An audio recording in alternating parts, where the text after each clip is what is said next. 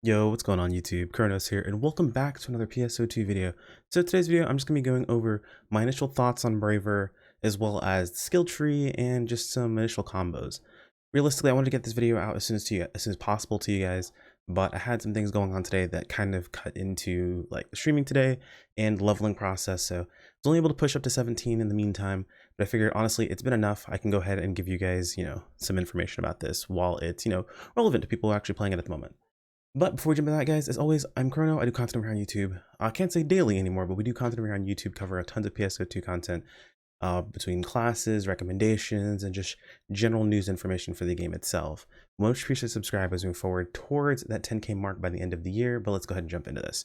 So, as far as Braver, we're going to start out with just taking a look at the skill tree. Now, I know a lot of people had some questions about the skill tree, why to make certain situations or certain choices over other ones. Let's get that camera back. Just a heads up, this is gonna be super informal, obviously. Wait, I got lost in like my actual location, the spot that I usually go to. It's right over here. Here we go. It's gonna be super informal, but a lot of people have some questions like, what should I do as far as the skill tree is concerned? What's worth grabbing? What's worth not grabbing? So on and so forth. So I'm gonna explain to you guys why I chose what I did on the skill tree itself. Credit to a good friend by the name of Dudley, who pretty much was like, yo, just do this for the skill tree. And honestly, I don't disagree with him. After trying it out, I think this is probably one of the better choices overall, and I'm going to explain why I went with it versus why I could have gone other choices and how you can adjust this. So skill tree is pretty simple. One thing nice about Braver is you can take basically everything as long as you ignore the top utility, and you're pretty much good to go. Hybrid weapon is totally fine. You're able to use both Katana and bow totally, 100% at their full potential. With the tree, unlike, something like Fighter, where you realistically need to go with one or like, maybe two weapons maximum, Braver is able to use all of it. On the downside, its utility at the top doesn't really equate to damage in the slightest. It's mostly just utility. Unlike, something like Fighter or Force, where there's a lot of PP utility, it really doesn't have much. So why did I make the choices that I did? Some people have a couple questions about certain skills. For example, let's start with Brave Combat Short Cycle. So Brave Combat Short Cycle, normally the cooldown on Brave Combat is 2 minutes and its effect duration is 30 seconds. So, which, honestly, super dope. Thing about Brave Combat is all it does is it allows you, let's say if we actually go to Brave Combat, it is a skill. When you activate it, it reduces your PP consumption, increases your attack PP recovery for a fixed time, and when you use the skill again, it launches a powerful attack. It does not affect your actual damage whatsoever. It's just the extra attack afterwards. It's unlike Katana combat where you had to get a certain number of hits to get a bigger hit at the very end. It is just straight up damage. It's always the same, isn't affected whatsoever. At least from my personal testing, I haven't seen anything different whatsoever. And of course, it doesn't say anything in the skill. I might miss something. Feel free to correct me in the comments, but it doesn't actually change anything. So why bother with Brave Combat Short Style? So some people have been theorizing that maybe you shouldn't take all the points in this, less, so on and so forth, but realistically 5 points in this is completely linear. It means half the cooldown, half the duration, but double the number of finishers. So realistically, as long as you're catching every finisher, you're still getting a damage increase in my opinion. So I went with this. Now realistically, you don't have to put all the points into Brave Combat Final Bonus. Brave Combat Final Bonus just gives you HP and PP at the end of this. Taking a point out of that, or maybe 2 points, allow you to put some points into the utility. And realistically, the only utility I would really even care about is maybe Breakfall HP gain and maybe Mighty Guard. Those two seem okay. I mean, rest of effect amplifier, I'm not really too concerned with. It depends realistically on if you want to go a bit more supporty. Maybe you're going to go sub Braver with something like, I don't know, Tector. That's totally up to you, but personally on my end, this really isn't that important. Now I know elephant in the room, people are gonna say, with Mighty Guard, you can of course parry and get PP back, but realistically, only time the parry on Katana is really that useful is going to be in situations where you are aerial. Essentially, you're in the air and you want to maintain your aerial, aerial presence. Realistically, if you can, you're gonna try to step counter everything, just because step counter just does more damage. So it's just not really worth it to put points in it, in my opinion. Overall, I felt better just doing this. But if you have to drop a point and you want to get Mighty Guard, I'd probably drop the point in Brave Combat Close Range personally. You don't realistically need to move towards your target in normal attack. While it is nice, if you can normal attack to move towards your target, you're probably just going to Photon Dash instead in most cases. It's nice for like getting slightly closer, and there's some PAs that do something similar, so you can save on PP. I'm gonna have to use the PA, but again, it's never really changed up my gameplay flow overall. It was just nice to have occasionally. So that's kind of where I'd pull points from. You can argue, you know, pulling points from Brave Combat Final Bonus and Brave Combat Short Cycle, but none of these actually equate to damage, so I'm not really too concerned with them. That's just me personally. Of course, how you play is up to you. But here's the tree. I'll leave a link in the video description to the tree below, or if you just go to my YouTube or my Twitch channel, type in !tree, you will be able to find a link to all my main class trees that I currently use in the game. As for a subclass, I mean, the nice side is that none of these things are main class specific. It's actually all class, like you can use everything, which is pretty dope. So classes like, say, Tector that don't have a really fantastic, Tector doesn't have a really fantastic damage or weapon to use during downs. It might be worth subclassing something like Braver and then going with Tector and then swapping to, like, say, some people are going like Bow Talus or, you know, Katana Wand or something like that. It's totally fine, 100% up to you. So it's something that you can use that for. But keep in mind that if you're not using your main class weapon, you're not getting the 10% damage bonus. So you are going to lose some damage, so your mileage may vary. Let's go ahead and move on to, let's see, what was the other thing I mentioned? Combos. So I'm going to show you guys, let's see, the weapons I'm using right now. These ones here, I'm actually going to add in a multi-weapon because I want to show off how a multi-weapon works. Something that I thought about beforehand. But the combos for Katana actually are very simplistic. They're very straightforward, and I kind of adore it. So with Katana, you have a 3-part combo with each of your PAs. So let's say, for example, looking at Lotus, every time I press it, does a different portion of it. And it actually maintains that across the board. So let's say we look at something like Silver. We know its 3rd hit is that, like, you know, that arcing attack outwards.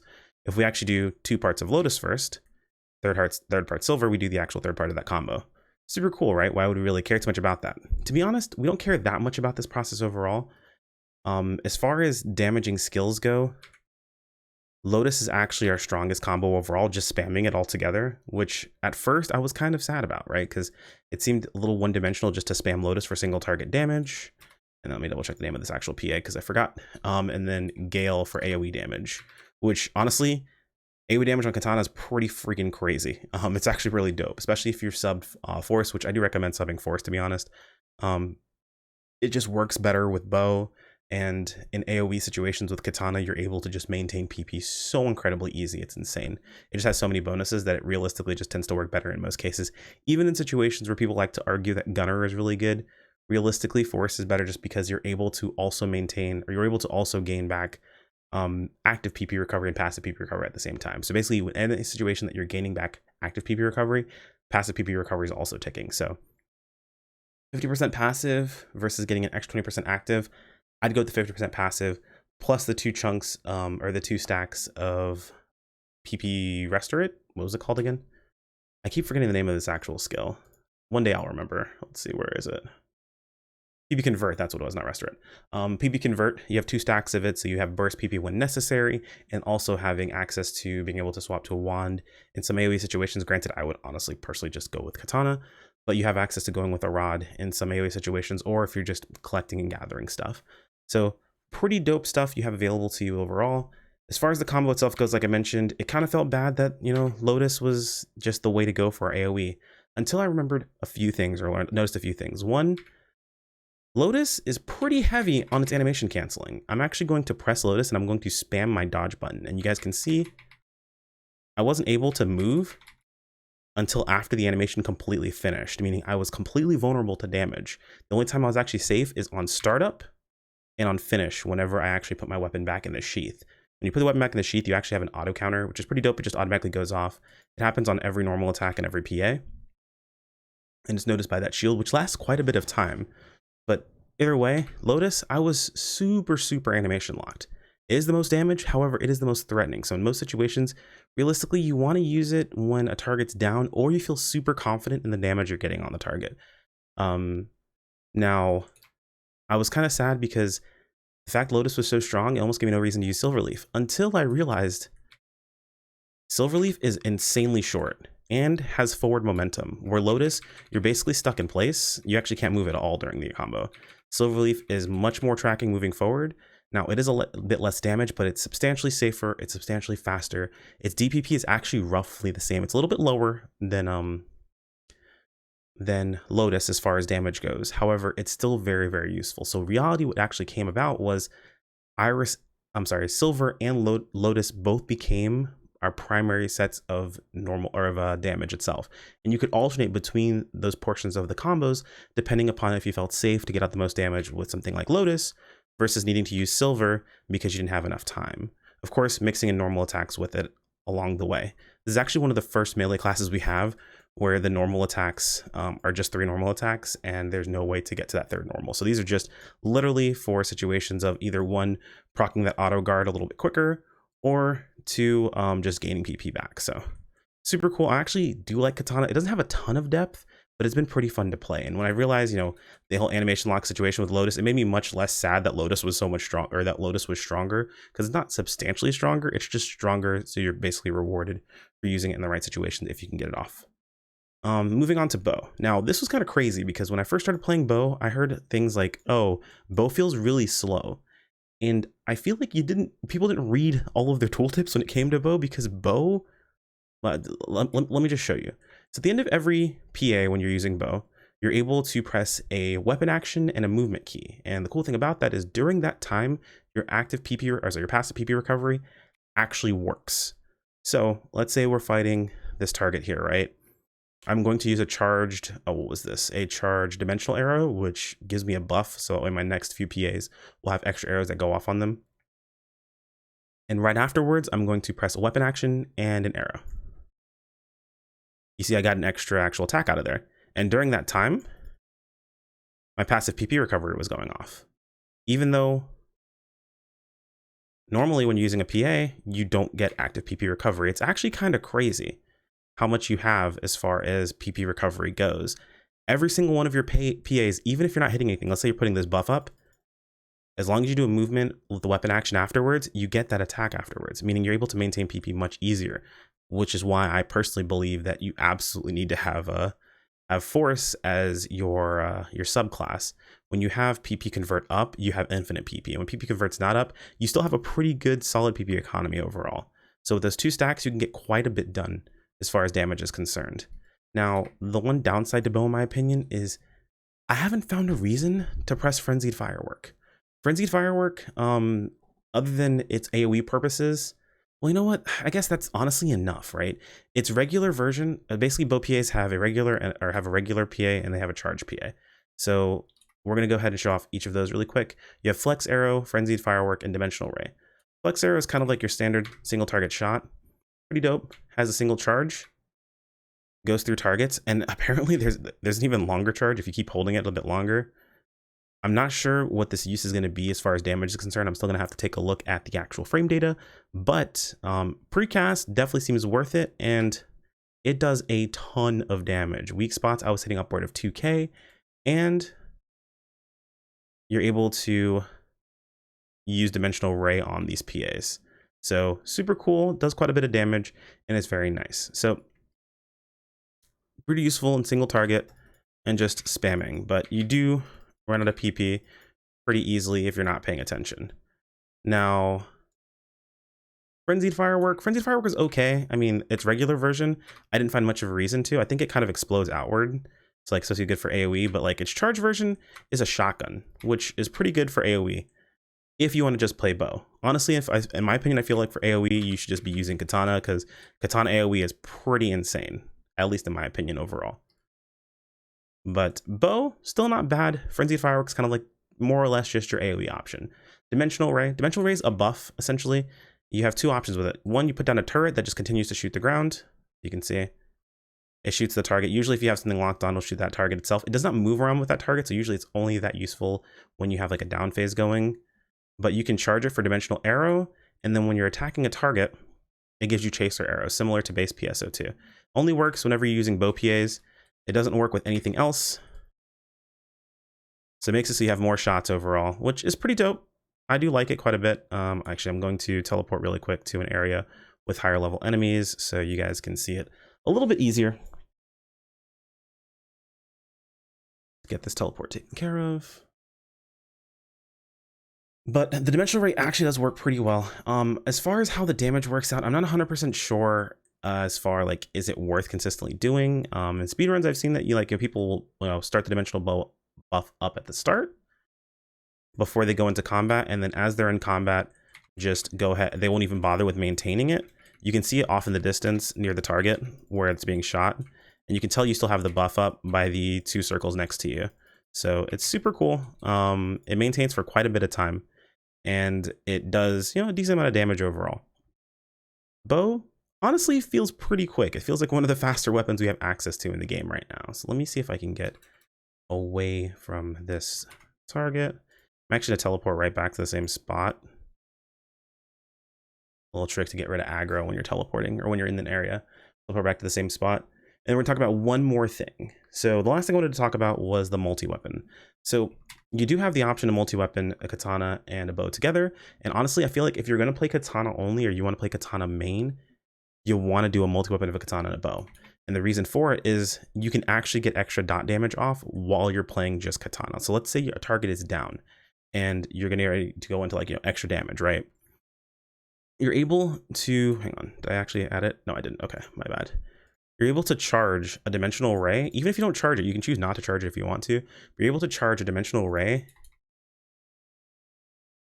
and maintain this buff even while you're attacking with katana. And you can do something like, say there's a down phase and you just use dimensional ray regular shot and then go back to normal attacking. You maintain your buff the entire time. So say the target's not going to move a whole lot, like something like Didal Sword or anything along those lines. You can get that buff up and continue to attack with your katana, normal attack, and all of those things while leaving this up. Now, I'm probably thinking, well, I could just swap weapons back and forth, right? Actually, no. I would have swapped to my katana, so we can see, if you actually look at the very bottom, you can see 1, and then 2 is bow, 4 is the multi-weapon. So with the multi-weapon, I pop this, I can keep attacking with my katana if I want to, no problem. However, if I switch to 1, just the katana, it goes away. So even if I go to 2, the bow by itself, I do something like this, start shooting, switch to the katana, it's gone. So the multi-weapon actually is fairly useful. It allows you to have an option for your target moving further away from you. Because it is a braver weapon, you're not losing any damage by using it as a multi-weapon. It is a main class weapon, and you're able to get extra dot damage off during down phases, which I think is going to be pretty dope. How useful it is going to depend on the amount of damage you're able to push out, and if you're able to maintain enough PP to be able to continue to do that. I think that if you get in the rhythm of doing it overall, you'll be able to push out quite a bit of damage. Now, this also does work with other weapon types as well. Like I mentioned beforehand, you could do something like, say, Tector Braver, where you put up buffs for people. You're able to heal them back up. Your Restas actually chain for more damage. They heal for more overall, and they're in a giant AoE. And on top of that, you can use bow as your weapon whenever their target is down for extra damage, like a combination of, say, maybe bow and talus could be pretty useful, or maybe even a bow and wand, depending upon the situation itself. You could have melee, if the target's going to be aggressive, and then while they're down, you'll be able to swap to using a wand or using the bow if you want to use that, or maybe even a katana. It just depends on what you're going for. But the multi-weapon options are pretty dope, and if you're multi-weaponing with a bow, anything that's a dot still stays out on the field. But keep in mind, whenever you switch weapons, you do lose its effect. So now, I did cover pretty much everything I wanted to talk about when it came to Braver overall. I'm going to do kind of a deep dive into like the exact specifics of each skill, how much damage it does, why we chose each individual one, but I feel like this is mostly a good overview of why I play the way I do when it comes to Braver, and I just want to give off some of my initial thoughts. So, Braver overall does feel like a little bit of a step back from current Braver in PSO2.